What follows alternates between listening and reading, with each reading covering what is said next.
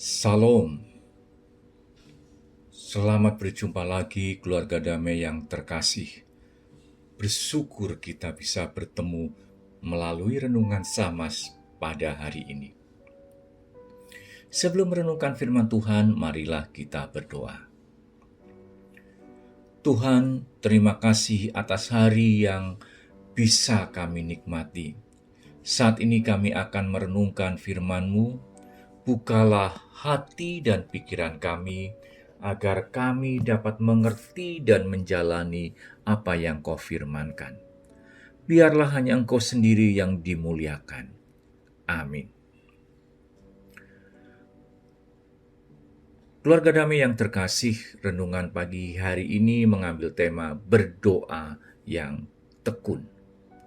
Ayat yang menjadi dasar renungan kita adalah dari Kolose 4 ayat 2 sampai dengan 6. Fokus renungan kita adalah ayat yang kedua, yaitu bertekunlah dalam doa, dan dalam pada itu berjaga-jagalah sambil mengucap syukur.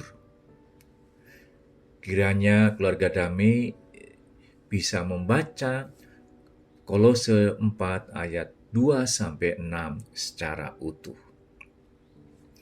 Keluarga damai yang terkasih, pernahkah Anda berubah pikiran atau berubah pendapat di dalam hidup Anda? Misal, Anda mau merencanakan pergi luar kota, tapi kemudian Anda membatalkan. Pernahkah juga Anda berubah tentang keyakinan Anda? Misal, Anda yakin akan berhasil, tetapi tiba-tiba keyakinan Anda berubah. Pertanyaannya adalah, mengapa rencana dan keyakinan itu dapat berubah? Karena ada sebuah informasi baru yang diterima, dan informasi tersebut dianggap lebih baik, atau dianggap lebih tepat, atau lebih penting. Informasi menjadi sangat powerful untuk mempengaruhi dan mengubah pendapat seseorang. Jadi saudara-saudara, kalau kita tidak kritis di dalam hidup kita tentang informasi yang kita terima, kita bisa akan terombang-ambing karena adanya berita dan informasi. Inilah mengapa kadang-kadang ada orang yang mudah tertipu di era sekarang. Karena mereka sangat percaya pada informasi yang sebenarnya informasi itu tidak kredibel atau informasi itu tidak bisa dipercaya. Sehingga informasi itu sebetulnya informasi abal-abal, tapi sudah terlanjur mempengaruhi pikiran dan pendapat kita. Keluarga damai yang terkasih, ada 3 hal penting yang diungkapkan dalam ayat 2, yaitu berdoa, berjaga-jaga, dan bersyukur. 3 hal itu diutarakan oleh Paulus bagi jemaat Kolose.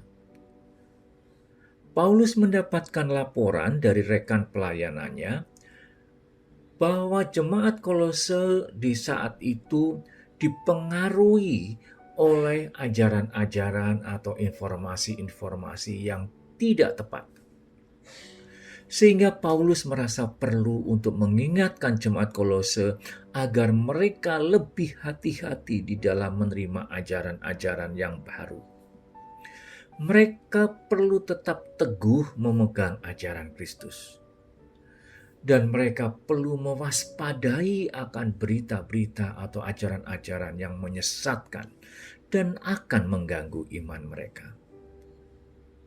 Sehingga Paulus mengatakan di dalam ayat 2, 3 hal yang sangat penting yang harus diperhatikan, yaitu berdoa agar mereka dapat kekuatan dari Kristus saja, serta mereka harus berjaga-jaga dan waspada terhadap ajaran-ajaran yang mereka terima.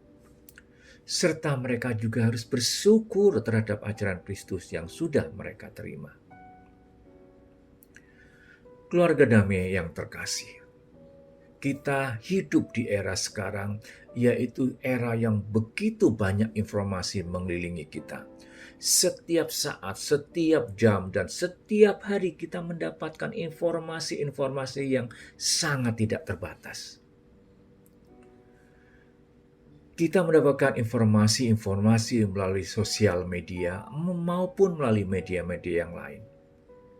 Sadar atau tidak, kita akan diperhadapkan dan dipengaruhi oleh berita-berita yang kadang-kadang berita itu seolah-olah benar. Kadang-kadang berita itu sangat meyakinkan. Banyak orang di era sekarang tertipu karena adanya berita-berita yang sebetulnya berita itu adalah berita yang bohong. Sehingga di era sekarang kita harus sangat berhati-hati ketika kita diperhadapkan oleh berita-berita. Apakah berita itu adalah berita yang benar berdasarkan fakta, ataukah berita itu hanya sekedar berita buatan atau hoax? Kita perlu kritis saat menerima berita atau informasi yang mungkin akan menggoyahkan iman kita terhadap Kristus. Kita perlu mengikuti 3 saran dari Paulus. Kita terus-menerus berdoa agar Tuhan menguatkan keyakinan kita, keyakinan yang sudah kita terima bersama. Kita juga perlu mewaspadai informasi-informasi yang kita terima. Kita perlu berpikir kritis terhadap informasi itu.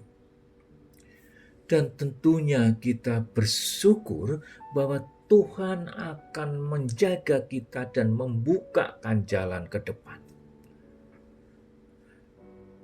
Tuhan telah dan akan selalu menyertai kita. Menyertai dari masa lalu, sekarang, dan masa yang akan datang. Bersyukurlah kita semua. Tuhan menyertai kita. Mari kita berdoa. Tuhan yang selalu mengasihi kami bersyukur atas perhatian yang telah Kau berikan terhadap kehidupan kami. Kiranya Engkau akan selalu memampukan kami untuk mewaspadai ajaran-ajaran yang tidak sesuai dengan kehendak-Mu. Berikan kami kemampuan untuk menimbang dan menolak informasi-informasi yang akan menyesatkan kami. Biarlah hanya Engkau sendiri yang dimuliakan. Dalam nama Tuhan kami Yesus Kristus kami berdoa. Amin.